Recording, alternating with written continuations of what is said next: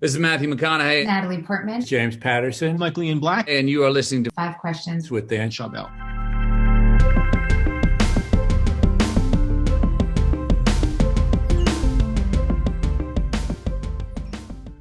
Todd, welcome to Five Questions.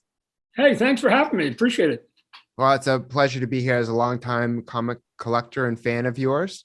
I'd like to first start off with how did you originally develop your interest in comics, and when do you know it could become a career? I think it was a slow realization. What was there was I knew I had an art talent, right? The proverbial best artist in the class kid. So that was there probably literally from kindergarten till maybe grade 10, 11. And by the time I turned 16, I had a couple friends who had comic book collections. I hadn't collected up to that point, so I was sort of a late bloomer. And when I looked at them, they gave me a couple to read. I remember one day, and a light bulb went off, which was not that comic books were super awesome, but that it would give me a focus on my doodling. Because when I was doodling for 15 years prior to that, I had 100 different styles, and this gave me a focus to say, hey, I'm going to see if I can do superhero Americana comic book style, and I just went at that like a rabid dog. That's awesome. Yeah, and it's amazing that one led to the other, and you made those type of connections, and the skills kind of transferred in that way, and you've developed over time and honed your craft. Because I became psychotic. Let's just cut to the chase. I just became, from that first bite of that bone, I became psychotic about it. I ended up collecting every comic book that Marvel and DC put out. I studied it. I was drawing. I mean, you name it, I did. I worked at a comic book shop for a while. Like I literally plunged headfirst into the deep end and went as far as I possibly could until somebody said yes. Yeah, it's like the excitement, the love, I would even say curiosity, all of that combined is the driver to make you put the work in to learn everything and get all those different experiences, which cumulatively added up to you being where you are today. Well, I'll also add, I was going to school on a baseball scholarship, right? So my first love was, in terms of career, was I wanted to play center field in the majors. Shoot, I still do, right? I haven't given that dream up yet. But I also knew that I needed to literally sort of diversify. I didn't know the big word at that point, but I knew that if I wasn't going to be a ball player and the chances of being a comic book guy, those are both remote, then I better get a degree while I was there, while they were paying for it. Better, and I wasn't very smart. But if somebody's going to give you free food, then you eat it, and it always tastes good, right? I never had bad free food, right? So they were saying, hey, you play ball, well, and you go to school and put a minimal effort into it, you're going to get a degree, and I needed that fallback. So I had a couple of different shots that I was going to take, and luckily one of them went in. That's smart. And what was your creative process like for creating generational characters that people love and will continue to love, and other generations will benefit from and enjoy, like Venom and Spawn? Let me tell you, when you're creating a character, you don't know you're making an impact any more than, because if I did, I'd have 100 of them. So this is sort of hindsight on our side. Venom, when I worked at Marvel, was literally a complete accident. At the time, they were looking for a new artist on the Spider-Man book. I was getting fast so I could do 2 books. So I was looking for another book. Peter Parker, the character, was wearing a black costume, and I didn't want to draw Spider-Man in a black costume because I grew up with him in a red and blue costume. I'm like, what is this? And but they said, no. The editor-in-chief really likes it. And I'm like, well, let's just get it off and put it on somebody else so I can get back to the red and blue. And so we literally, with the help of the writer, we just pulled the costume off, put it on somebody else. I did some designs, big monster. Later on, found the writer told me that it was going to be a human. Dull information I could have used earlier, because I was making a big sort of alien monster. But I just thought the design was cool. They'd already approved it. And we went there. So the advent of a character like Venom is because I was just pig-headed enough at that point as a young employee to say, no, I'm not going to draw Spider-Man unless he's in the classic uniform. And the result of that, Venom. So I wish I had more happy billion-dollar accidents like that. You're welcome, Marvel and Sony. For Spawn, which is my character, I created that one when I was 16, 17. Remember I said I was trying to teach myself all of this. So I created him when I was in high school. I think his success, really, I would argue almost all success in any business, longevity. Longevity will do a lot of things for you. It will give you highs, it will give you lows, but it will also make you part of the conversation for a long time. And to me, where some people look at old companies and or in our business, which is silly, people want to keep renumbering the books because they're going, no, the number's too intimidating, right? Because people can't get in. It spawns up to over 300. How can they jump in? Well, using that theory, I guess nobody should ever go to a New York Yankees game because they haven't seen all the Yankees game and never saw Babe Ruth play. It's absurd, right? I can't listen to a Beatles song because I wasn't there at the beginning. It's absurd. So people come up with silly reasons why you should do something in business, and I let my competition do what they need to do. But the great thing, here's the great thing about longevity. I'm gonna tell, and I tell all my artists about this, is that when you're early in your career or anything you're doing new, what you're doing actually matters, and people will judge you on that project. And then now you're getting judged project by project by project. And if you slip or something goes, or if it's really good, you're gonna get a lot of praise and get a lot of negative. But over time, what they will do is judge you on your body of work, which basically now means that there is nothing to my hardcore fan base that I could draw that's gonna make them like me more, or there's not one bad drawing I'm gonna do that's gonna get them to go, well, darn it, he gave us 1,000 good drawings, but that one really broke my back, right? It's not going to happen. What they're going to do is they're going to give you the benefit of the doubt, and they're going to say things like, I like pizza. I like hamburger and fries, right? I like the Avengers. And people now, I like the Beatles. Every song? No, not really. You like a body of their work, and now that's the most liberating because you don't have to, when you're 20, obsess over every waking moment. You can just create, and it goes faster. I mean, there's so many examples to share, right? There's, one hit wonders. Well, if it's a big hit, they'll be around for the foreseeable future. They may not be as big as some of the biggest artists in the world, but that one big hit does go a long way. And that's part of their portfolio. That's part of their body of work, as you're saying. And it's like a lot of people go like, oh, you're only as good as your last project.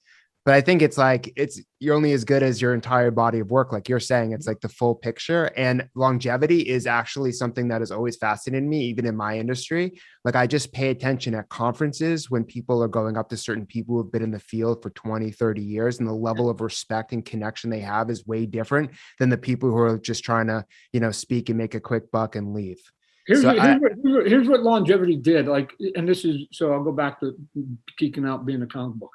Where people today are saying, Todd, you should renumber Spawn because it's intimidating stuff. I was the exact opposite. I would see Batman number 327 or Spider-Man 244 or Fantastic Four, whatever. Action Comics at that point was over 500. And to my mind, I went, wow, this must be a pretty good book because it survived through all the wars, through all the economic cycles that have come. I'm sure there's been high points and low points, but it's still here, which means it's resilient. So there must be something under the surface that is keeping this thing around, literally, in some cases, for decades, right? Which is different than some book that just came out 2 weeks ago. Oh, by the way, just from a marketing point of view, Spawn, there was a time, I got to tell you, there was a time Marvel and DC renumbered all their books. Spawn was the highest numbered book in comic books, which was absurd given that I started in 92 and they started Superman in 1938 and the Fantastic Four Spider-Man in like 62, 63. So it's weird that they gave up their 30, 50-year head start to me, but cool. But if I was to renumber my book for a momentary blip of sales, then I would basically be in the same class as probably 8 other number ones that month. Why would I want to be compared to 8 other books that are number one when I can say I'm at number 312? Who else has got 312? Oh, that's none of you, right? I don't get it. I don't get why you ever want to go into a meeting and discuss your business model and say there's 8 other guys that basically have the exact same thing that I do. I'm looking for unique. And so when Marvel and DC renumbered all their books, I go, they're going to allow me to go into a room and say, I have the highest numbered comic book in America. And I knew intellectually I was 30 years behind them, but they let me say that out loud, because when you're in a room with people and you want them to do some favors for you, or you're asking them to give you some space, distribution, money, whatever it is, then you got to pilfer them with information that's sort of sound bites that actually make sense to them. And if you can say, which I can say now, biggest Spawn, biggest selling independent comic book ever, longest running comic book ever, record-setting comic book ever. I mean, even the last 3 months, we put out new comic books, and I set industry records for the 21st century, including Marvel and DC. That's what you pepper them with. They're not geeks like you and I. They're just going, wow, that must be pretty good. And oh, by the way, you have to have a modicum of success. People always going like, critics will always go, oh, you're just going for the money. Let me tell you, if you ever want to go in business, if you fail a lot, you don't get a lot more opportunities. So I don't know if you want to go into a room and say, hey, guess what? The last 4 things I did failed miserably. You want to take another try? It doesn't work, ladies and gentlemen. So the reason I need success isn't because I care about the cash. Come to my house, you'll see that I got like holes in my jeans right now. I don't care about any of it. What I do care is enough success so I can do art. And if I can continue to do art and it's successful, the byproduct is cash.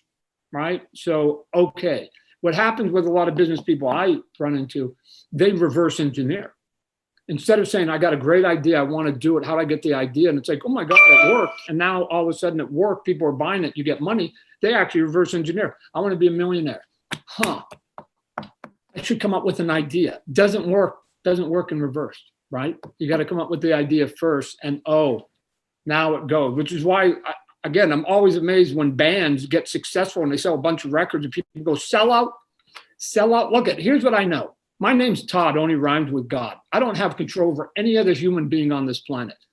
Because if I did, I'd get 8 billion people to buy my products, right? What are you talking about? I want everybody to have them. Cool. So somehow you think that punk rock band that you thought was so pure that now all of a sudden selling 1 million copies is somehow sold out? They don't have control. We don't have control over any other human being on the planet. And we'll get to that in your question number 5. Love it. And yeah, I actually asked the same question to Stan Lee several years ago about his creative process. And his answer was not as thorough as yours. He basically said he would not give me any of his secrets. So at least you kind of unraveled everything that you've experienced with some really critical, timely advice. Let me tell you, I want to give the secrets away, right? I actually sometimes go up on stage and I have this two-step sort of program that I give to the audience. I go over to the left of the stage and I go, okay, I'm going to talk to you as a dad, and I'm going to, or a loving uncle, and I'm going to tell you why you should advocate and go and do what you I know you can do. Some people in this room I know you can do. And here's why. Here's all the opportunities. Here's what the business landscape is. Here's all the things that's happening. Let me just tell you right now, Marvel and DC are off the street. Disney owns one and AT&T, Warner Brothers, owns the other. So every other company that's looking for anything comic booky doesn't get Marvel and DC. So they've created this void now that you can be 144 on the top 200 in sales. And by the time those other companies other than Warner Brothers and Disney have to redact Marvel and DC, your number 144 could be the 3rd most eligible product left, because that's how dominant Marvel and DC are. They own about 96 out of the top 100. So if you're even at 98, you could be the number 1 eligible IP for $1 billion corporation. When you say that, in my head, I immediately think of Coke and Pepsi. Yes. They pretty much own everything in the beverage industry. Right. But if they weren't sharing their drinks with people, who needs to find stuff to compete with Marvel and DC? I don't know. Some small companies, you may have heard of them: Paramount, Universal, Sony, Fox, Lionsgate, and there's a couple other of these companies called streamers called Netflix, Hulu, Amazon. What are you talking about? These are giants, and they don't own Marvel and DC, so they have to keep looking at the options. And so what I'm telling you, which is a fact, you could be 144. Your book could be 144 on a top 200, and billion-dollar companies will be forced to come and talk to you because you're the fourth eligible one. So I'm not even saying, whoever's listening to my voice, that you have to actually be as cocky and as confident as me and say, I'm number one. I'm just saying, surely somebody listening to my voice can get up in the morning tomorrow and say, Mom, Dad, husband, wife, friends, I'm 144. Damn it. And I'm making a run at 144. And if you do that, you're going to be in a great position. Totally. And aside from being a comic book icon, you're also the first ever, or your Batman is the first ever VV NFT on the platform. And so it's gotten to such a point, Todd, where people don't even say Batman on the platform. The community says, oh, it's a Todd. And there's actually a user who's the Todd father. So honestly, like, and it is iconic and amazing. And the comic book issue is great. And you're also partnering with Steve Aoki, who is a previous guest on this podcast. He was not quite, into NFTs at the level he is now. Clearly, I mean, he's everywhere. His name is one of the biggest names attached to NFTs, and so it's very cool that you're partnering with them. And as someone who's worked in both the physical and NFT worlds now, do you think both will complement each other, or will one replace the other? I think for some it will replace, just like any other technology, right? I mean, people are now downloading music where you and I, when we were younger, we were buying it on, CDs, or for me, I'm older, tracks. People skip over mini discs too. So, they had like 2-year lifespan. So what the thing is, it's interesting about any art, any collecting, anything, is the collection itself. Right? The delivery mechanism of how you get it, or the enjoyment of what you are collecting, whether it's a collection or you just like it, shouldn't really matter. I've told people before, look at, do I think that the medium of comic books is going to go away? No, which is what? Words, still words, or still pictures with words. That's never going away. Do I think that the delivery mechanism could change over time? Of course it can. And at some point, if people say they want to read their comic books off the side of a blimp, I'm going to move my product to the side of blimps. Like, you don't get married to where people are digesting their leisure time, right? And so I understand that you have sort of a boomer, and youth sort of argument whenever any technology comes, right? And this is just a technology. There's a generation that's not going to understand it. But remember, they were hesitant to give their credit card over the internet for a long time. Or to join Facebook. Right. Or to go in an Uber. Right. All of the above. So this is just another one of those moments in time where, and if you let me digress just a bit, I think that this sort of transition of like, oh, the new technology is like, I don't get it, it's not going to work, it's a fad, it's all this other stuff. No, what is happening today has been happening, from my theory, since the dawn of man. And because I'll walk you through not all of mankind, but just a little bit of it. You got the first caveman, and the first caveman has to go and feed his family, so he's got to go kill the saber-tooth. So he goes out there and he has a nice long hunt. He kills it with his bare hands. And guess what? 15 years later, around the campfire, he's talking about the youth and how lazy they are. He goes, you know why? Because these new cavemen, they use a rock. Shoot, I used to do it with my bare hands, kill that tiger. Now these lazy SOBs got to use a rock. And the guy with the rock 20 years later says, oh my God, these cavemen, they've now got this thing called a little knife, right? I used to have to hammer that tiger 50 times. They only got to jab it 4 times. And the knife guy goes on and says, these lazy cavemen, these young kids, you know what they do? They take the knife, put it on a stick. They don't even got to touch it. Look at my scars, man. I had to at least get close to it. It has been going on since ever. New technology, new ways of doing things will always scare us. Change, which is bizarre to me, there's only a couple sort of truisms. One, death, taxes, and change. Those are the only things that have been there. And taxes weren't even there forever. Death and change. And yet we are resistant to that change. And it keeps coming, and it will keep coming. And this is just another piece. So here's what I've always said. If you don't get it and you don't like it, my job isn't to educate you.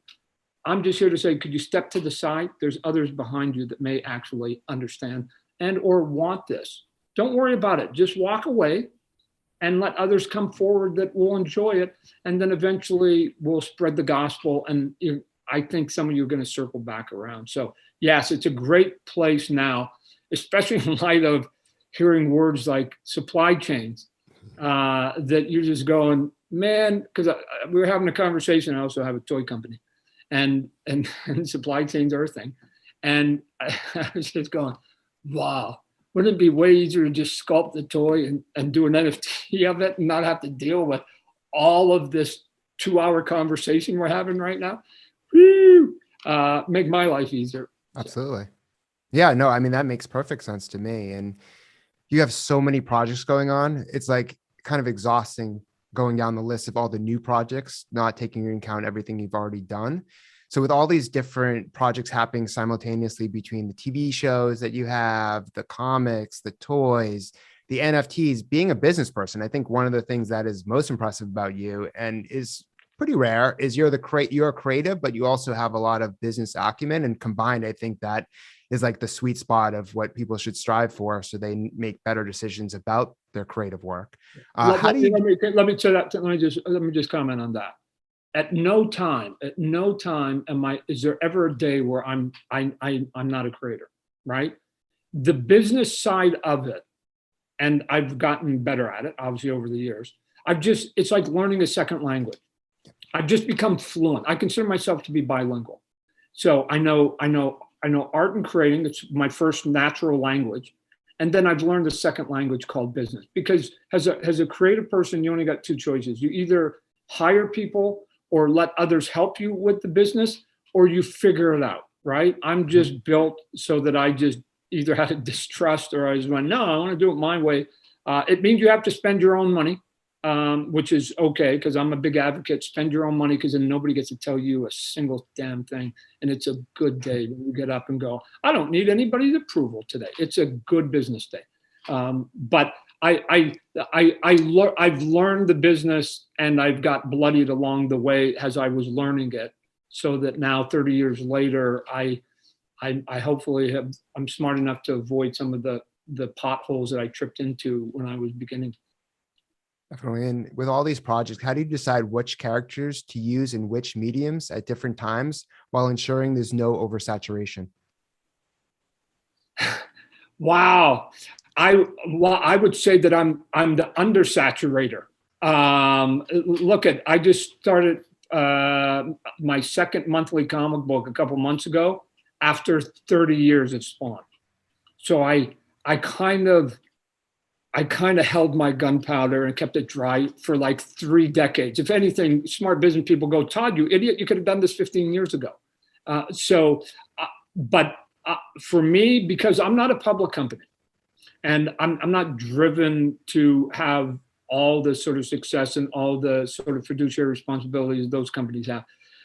My job is to just find enough people globally every day so I can get up the next day and do art again. And I've been able to pull the trick off now for over 30 years. So I'm not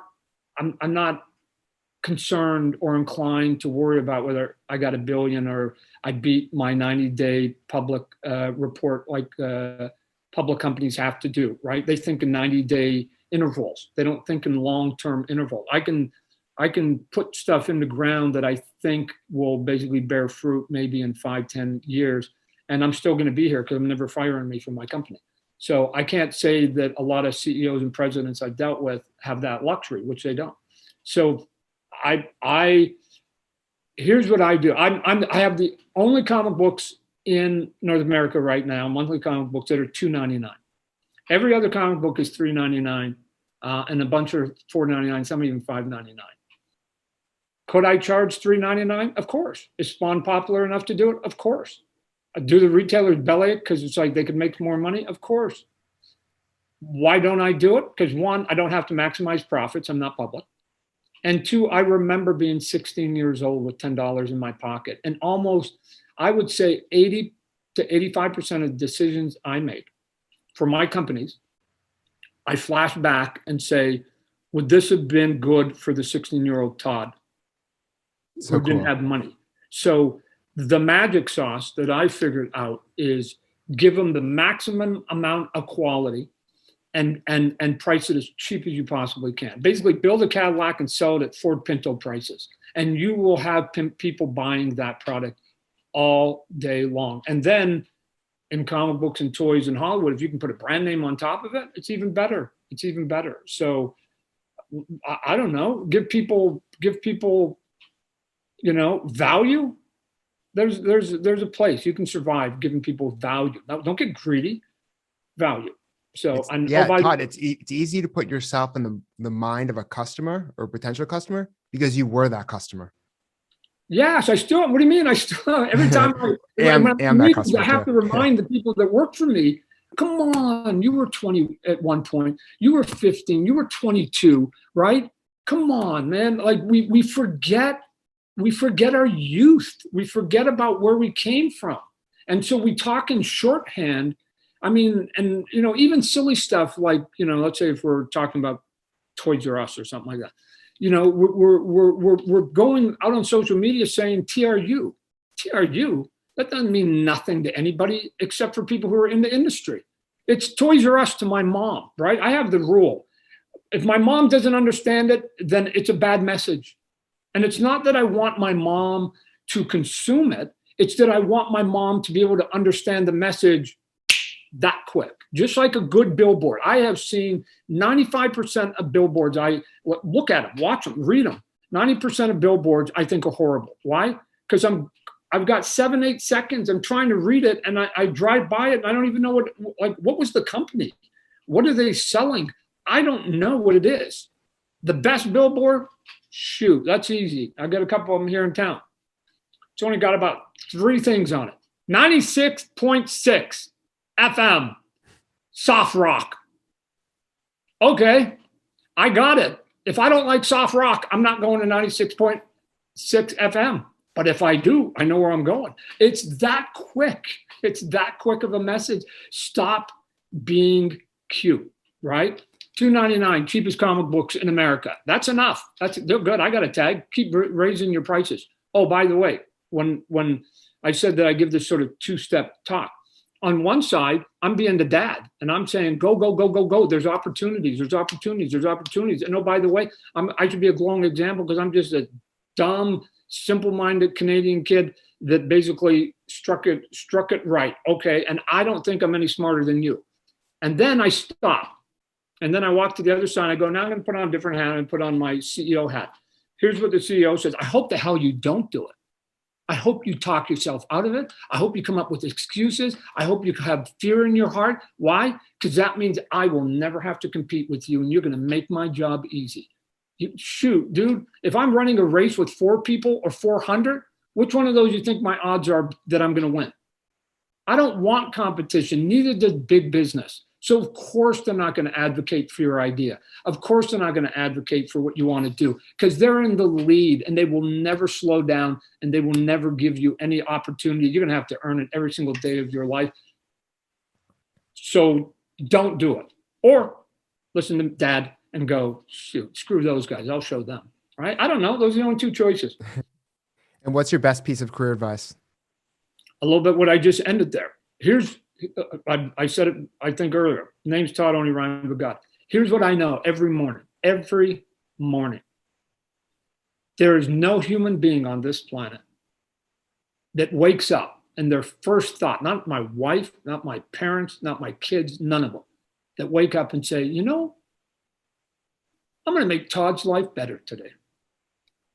there's not a single human being, even if you're 6, 5, your mom didn't even say, I'm going to make your life better, because she needed to first make sure she had air in her lungs. She needed to take a shower, get some coffee, and now she's ready to be the best mom and make sure your life is good. But it took a couple seconds. The only human being that wakes up in the morning that is going to advocate for you the most is you. And here's the problem. I have met thousands of people that won't advocate for themselves. So here's how that one goes. To me, it's simple. If you don't give a crap about what you're doing, why should I? Why should I? You want me to fight harder for you than you're fighting for yourself? Never going to happen. So you know what? Every day, to me, I have to advocate. I have to advocate. I have to advocate every single day for my life, because there's always somebody that wants to take away the marketing that we have in terms of the percentage we have. They got a better idea. They want to push you out. They want to do it. And I have to get up every day and go, no, it's another sort of, the hill's a little bit steep. And it's a bit of a grind. I'm not saying it's all easy, but I have met way too many people that just say, hey, well, I did send out something, but they didn't phone me back, or they gave me a no. And, you know, and I got 300 no's. I got literally in writing before I got my first comic book job. So I don't know. You have to have a personality, can't be weak of heart, and you have to believe in yourself. Entrepreneurs are fearless. The last thing in the equation is failure. There's not there. So I'll make it easy on people here who may be contemplating starting their own business. I only got one question. I boiled it down to one question. Have you ever been the first person on a dance floor? And if the answer is no, you may not have what it takes, because you've been in that situation, but you didn't have the courage in front of strangers that you will never meet again to basically go and do what it was that you set out to do. I'm the opposite. Hey, my wife, you want to go out dancing tonight? That's the goal. Okay, let's go have a dinner. We'll go out dancing tonight. Then we get to the bar. They start playing music. Everybody else is afraid. And I'm going, oh, I guess I got two choices. I either can be afraid with them and not dance with my wife, but the goal is to dance with my wife, or I can dance with my wife. What do I give a shit if nobody else wants to dance? I don't care if a single human being in that room does not want to dance for the whole night. And I sure as heck don't care if they think I dance good or bad, because that's not the goal. My goal is to dance with my wife. Oh, and here's where I can be completely fearless. If I take all my fan base globally and they all love what I do tomorrow, and I take that number of people and I divide it by the population of this globe and I round it to the nearest whole integer, it's zero. It's zero. And if everybody that I know hates what I'm doing and I round it to the nearest whole integer, it's zero. So on my best day, I'm a zero. And on my worst day, I'm a zero, which basically means it doesn't make a difference. So you know what? Then I'm just going to do what I'm going to do. So I'm not putting out a cover or a toy to get your approval or your disdain. I'm putting it out for education. Here it is. It's on you. You don't like it, don't buy it. If you like it, maybe you might think about buying it. And in all honesty, I'm not overly concerned about your opinion one way or the other, because it's done. That's the cover on the next comic book. I'm not redoing it. I'm not here to take a poll and I'm going to adjust it. I'm saying there's what I'm doing. There's what the product is. There's the price. Here's when it's coming. I'll let you decide what's good for you, right? Tomorrow, I'm going to show you something else. Boom, out. So like, this is weird somehow that they think I've got power over people. I don't. And I've gotten old enough that I'm on social media. I don't read any comments. Probably healthier that way. Well, like I said, because it's zero either way. Woo. That's such great advice, Todd. And thank you so much for being on the show. Sure. Appreciate you.